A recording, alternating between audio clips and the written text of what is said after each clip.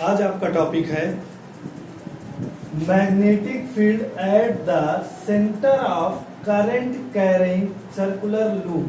मतलब एक circular loop है, एक धारावाही चालक वृत्ताकार लूप है जिसको हम लोग कहते हैं कुंडली। उसके केंद्र पर आपका कितना चुंबकीय क्षेत्र होगा, अगर उसका मैग्नीट्यूड यानी परिमाण निकालना हो तो कैसे निकालेंगे। तो सबसे पहले हम मान लेते हैं कि हमारे पास ये एक करंट कैरिंग लूप है, धारावाही कुंडली है जिसमें धारा प्रवाहित हो रही है, करंट फ्लो हो रहा है।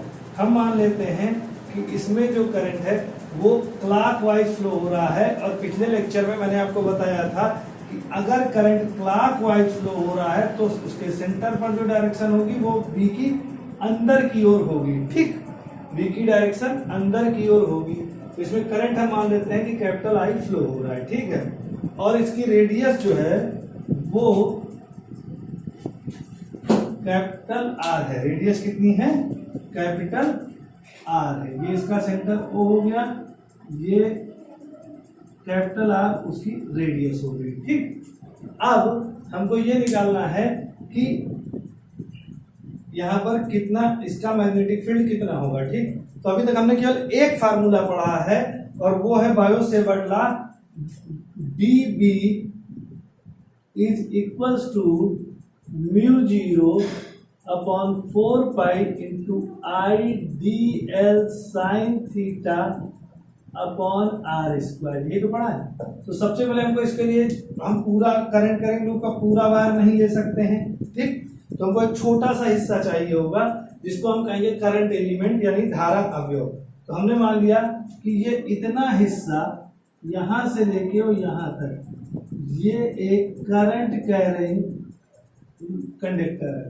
मतलब ये हमारा करंट एलिमेंट हो गया डी एल। क्या हो गया? D L. तो यानी हमको, और यहाँ पर रेडियस आर और करंट की डायरेक्शन ये है। ठीक है, इसमें जो हम लोग वो लेते थे, एंगल लेते थे थीटा, तो किसके बीच लेते थे? आर और डीएल के बीच। ठीक, आर और डीएल के बीच। तो आर हमारा ये है जो कि रेडियस है सर्कुलर लूप का, और डीएल हमारा ये, और डीएल की डायरेक्शन हमेशा वो ली जाती है जो आई की डायरेक्शन होती है। तो आई इस तरफ फ्लो हो रहा है। ठीक, तो देखिए अगर हम इसको अलग बनाएं तो ये हमारा इतना हिस्सा करंट कैरिंग एलिमेंट हो जाएगा, इतना हिस्सा। ठीक, तो इसमें करंट ऐसे फ्लो हो रहा है और ये आर हो जाएगा, आर, तो ये हो गया डीएल हो गया। ठीक, तो ये एंगल कितना आएगा? 90 डिग्री।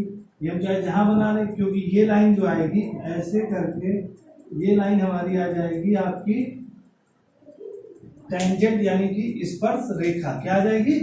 टेंजेंट यानी कि स्पर्श रेखा डीएल की डायरेक्शन। ठीक, और स्पर्श रेखा यानी कि जो टेंजेंट होता है वो हमेशा रेडियस यानी त्रिज्या के साथ 90 डिग्री का एंगल बनाता है। ठीक, ये चीजें हमको इसमें पता चल गई। और यहाँ पर हम मान लेते हैं कि इसकी वजह से यहाँ पर जो आपका मैग्नेटिक फील्ड है वो dB है। कितना है? dB। ठीक, अब हमको dB की वैल्यू निकालनी है। डायरेक्शन तो उसकी डाउनवर्ड होगी, आपकी समझ में आ गया। अगर करंट क्लॉकवाइज होगा और एंटी क्लॉकवाइज होता तो अपवर्ड यानी बाहर की ओर होती। ठीक है, तो हमने मान लिया कि radius of current carrying loop equals to capital R, current यानी धारा इक्वल्स टू आई। ठीक, और हमें क्या चाहिए?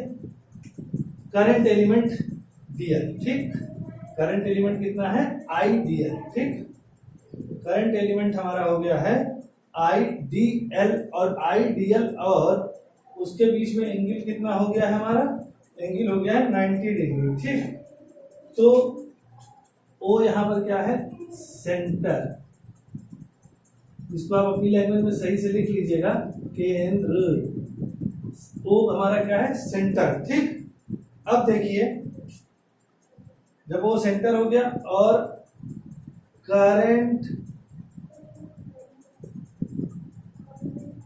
एलिमेंट यानी धारा अवयव हमारा हो गया आईडीएल। ठीक, अब from bio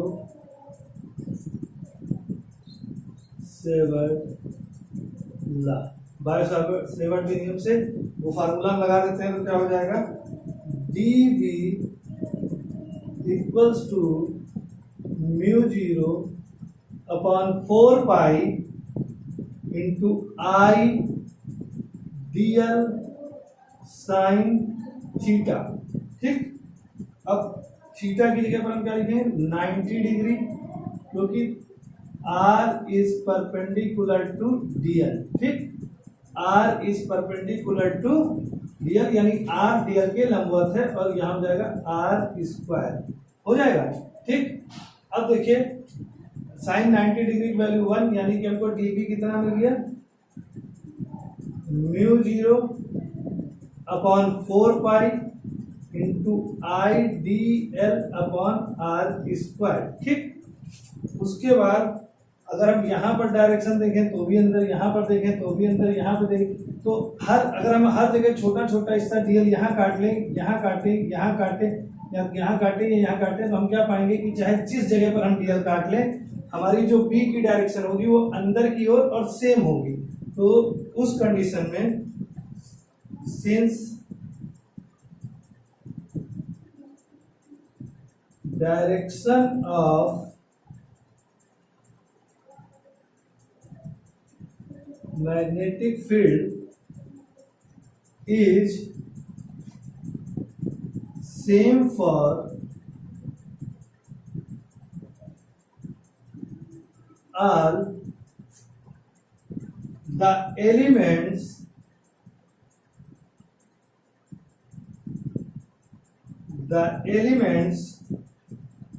of the circular loop।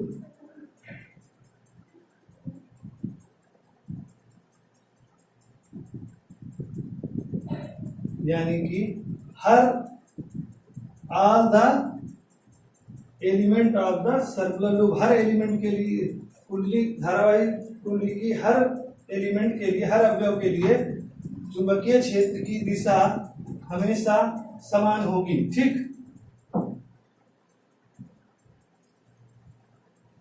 कुंडली के हर धारावाही अवयव के लिए dV की दिशा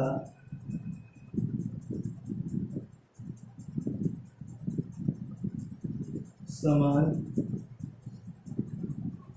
होगी। ठीक, अब जब समान होगी तो हम सबको आपस में जोड़ दें। ठीक, इसको मिटा देता हूं, ये तो समझ गए थे आप लोग।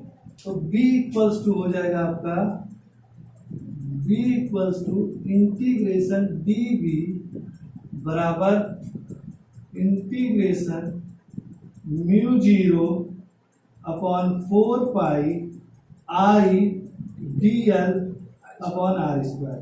तो आपको पता है कि इंटीग्रेशन हमेशा जिसके साथ स्मॉल डी लगा होता है उसी का करते हैं, तो बाकी चीज बाहर आ जाएगी, यानी बराबर mu zero upon 4 pi I upon R square integration DL. अब इस डीएल को चाहे जितना लंबा कर दो, ये आपके धारावाही यानी करंट कैरिंग लूप के सरकमफेरेंस यानी परिधि से ज्यादा नहीं होगा। और सरकमफेरेंस यानी परिधि क्या होती है, 2 पाई आर। क्या होती है, 2 पाई आर इक्वल्स टू हो जाएगा mu zero upon 4 pi I upon R square into 2 pi R. 2 टू जा 4, पाई पाई कैंसिल हो गया, आर आर कैंसिल हो गया, आपका आ गया mu zero upon I upon 2 R B equals to, यही आपका फार्मूला है। ठीक, नोट कर लीजिए। देखिए अब कुछ स्पेशल केसेस पे बात कर लेते हैं। स्पेशल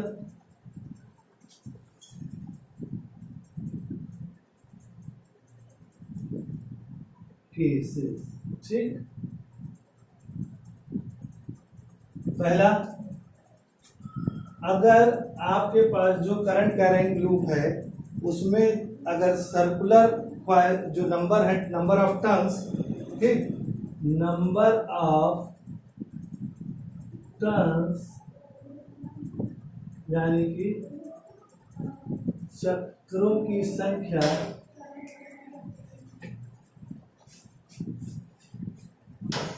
अगर n है, ठीक,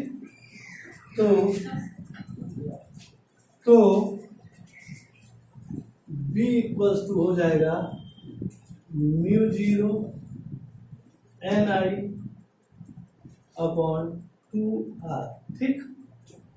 दूसरा है कि मान लीजिए एक बार में करंट ऐसे आ रहा है, ठीक, और ऐसे करके घूम के ऐसे जा रहा है और इसको पीछे मिलाने पे यहाँ कितने डिग्री का एंगल बना है, 90 डिग्री का, ठीक। करंट कितना बह रहा है, आई, ठीक। तो यहाँ पर अगर आपसे कहेगा बी कितना होगा, तो बी आपका हो जाएगा 1/4 mu zero I upon 2r और r होगा ये, ठीक। तीसरा केस क्या हो सकता है आपके पास कि ऐसे करके फिर ऐसे करके और फिर ये सेमी सर्किल बना रहा है, ठीक है। तो जब सेमी सर्किल यानी अर्धवृत्त बनाएगा और आई करंट यहाँ से होते हुए यहाँ चला जाएगा, तो ये आपकी रेडियस हो जाएगी, सेंटर ओ ये है और रेडियस आर त्रिज्या ये है, तो b इक्वल्स टू यहाँ पर हो जाएगा b equals to mu zero 1/2 mu zero I upon 2r, ठीक। अब मान लीजिए कि ना सेमी सर्कल बना रहा है ना क्वार्टर सर्किल बना रहा है, तब मान लीजिए ऐसे करके आ रहा है और ऐसे करके जा रहा है। ऐसा नहीं कि दो तरफ से करंट आ रहा हो, इधर से करंट आई आया, इधर से करंट आई चला गया और बीच में ऐसे उसने सर्किल बना दिया। आपने इसको पीछे किया, इसको पीछे किया, यहाँ से होते हुए करंट ऐसे जा रहा है और ये एंगल आपका थीटा है। एंगल क्या है, थीटा, और ये रेडियस आपकी क्या शो हो रही है, आर। कितनी शो हो रही है, आर। तब b is equals to mu zero अब I upon 2r into theta upon 360 होगा, ठीक। इसको नोट कर लीजिए। आज के लेक्चर में इतना ही।